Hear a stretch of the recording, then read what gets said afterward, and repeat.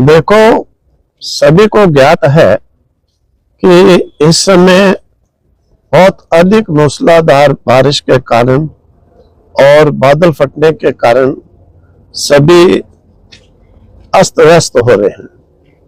जैसा हम लोगों ने आप लोगों के न्यूज चैनलों के अनुसार सुना है, बहुत लोगों के घर गिर गए हैं और बहुत लोग परेशान भी हैं। हमारे जो है स्वामी विश्वात्मानंद सद्भावना चैरिटेबल ट्रस्ट ने एक निर्णय लिया है कि इस प्रकार के जिनको रहने को मकान बिल्कुल नहीं है, तो ऐसे लोग सुंदरबनी में आकर के अपना घर का सामान, बच्चे रहना सब कर सकते हैं। उनको कमरे भी प्रोवाइड कराए जाएंगे, लैट्रिन बाथरूम अटैच, और उनको जो है और व्यवस्था खाने पीने की भी वो वहीं करें, बहुत अच्छा वो भी करी जाएगी। और जब तक उनका होता पुनर्व्यवस्था, तब तक बड़ी खुशी के साथ बड़े सब रह सकते हैं। और अखनूर की तरफ भी बहुत नुकसान हुआ है और वहां पर भी हम लोगों का एक छोटा आश्रम है देवीपुरा में। तो जो भी इस प्रकार के जिनके मकान घर बिल्कुल नहीं रहे, वहां पर वो भी आकर के जब तक उनकी व्यवस्था होती 2-4-6 महीने भी बड़े आराम से रह सकते हैं। और इसके साथ साथ अगर बिल्कुल ही किसी का मकान नहीं रहा है और समर्थ नहीं है वो बनाने में, जो शीघ्र इनकम ऑफ सोर्स नहीं है, वो इसी प्रकार से आप लोगों के चैनल के माध्यम से हमारे यहाँ पर ट्रस्ट में भी नंबर दिया रहता है और साइड पे भी वो बता सकते हैं। तो उन्हें हम लोग, जैसे भूचाल के समय पुंछ में हम लोगों ने 12x15 के शेड बना करके दिए थे जिनको बिल्कुल मकान नहीं रहे थे। इस प्रकार की व्यवस्था भी जो असमर्थ हैं, जिनको कोई कमाई का सोर्स नहीं है, उन्हें वो भी 2-4 दिन 5 दिन के अंदर ही हम लोग बना करके उन्हें एक थोड़ी देर के लिए भी शांति से अपना रहने के लिए, बच्चों को बैठने सोने के लिए बना के दे सकते हैं।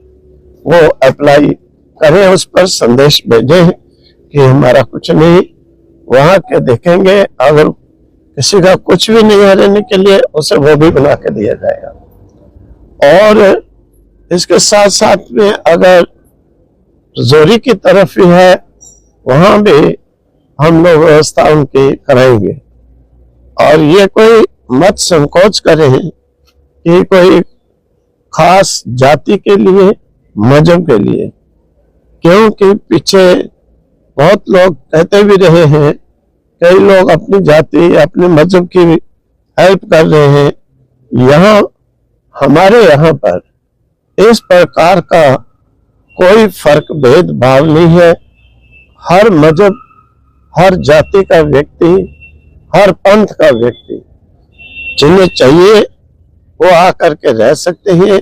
उनकी व्यवस्था की जाएगी, चाहे हिंदू हो, चाहे मुस्लिम हो, चाहे सिख हो, चाहे ईसाई हो। किसी जाति विशेष के लिए नहीं, किसी विशेष मजहब के लिए नहीं, सभी के लिए ही ये रास्ता खुला है। क्योंकि हमारे ट्रस्ट का पहले से ही इस प्रकार का नियम है कि किसी के मजहब जाति को देख करके ट्रस्ट अपने फंक्शन नहीं करता है, सामूहिक सबके लिए ही ये करते हैं। इसीलिए सभी जाति, सभी मजहब आकर कर सकते हैं। उन्हें हर प्रकार की रहने की भी होगी, बच्चे सब रह सकते हैं। भोजन आदि की व्यवस्था वो अगर इधर आश्रम से एक्सेप्ट करते हैं तो वो भी होगी। बहुत खुशी की बात होगी, हमें भी बहुत प्रसन्नता होगी कि अगर वो जिस प्रकार से क्योंकि हमें मालूम है कि हमने ये कश्मीर से कन्याकुमारी तक पैदल 200 महात्माओं के साथ यात्रा की है कि ठिकाना कहीं रहने का नहीं होता है तो कितनी परेशानी होती है।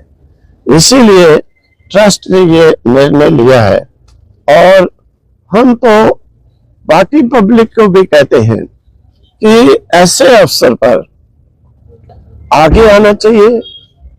जिसको भगवान ने समर्थता दी है, आगे आकर के ऐसे लोगों की हेल्प करनी चाहिए। कोई ये बात नहीं है कि किसी के पास कोई कमी है, लेकिन ये किसी का सब घर बार जब गिर जाता है तो व्यक्ति मेंटली ही बिल्कुल पजल हो जाता है।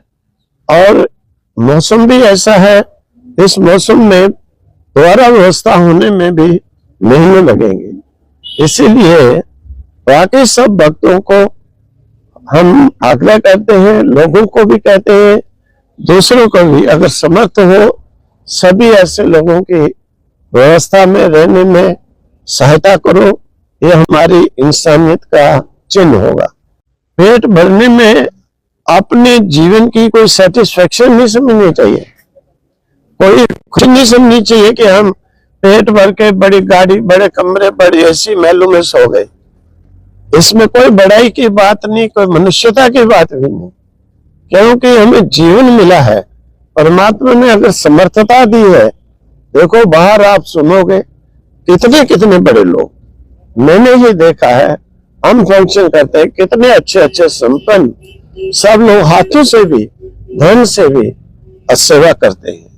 इसलिए सभी को ऐसे अवसर पर उनकी सहायता करनी चाहिए, हाथ बटाना चाहिए, मदद करनी चाहिए कि उन्हें इस प्रकार की फीलिंग ही ना हो कि हमारा कुछ नुकसान हुआ है। तो सभी को आगे कदम उठाना चाहिए।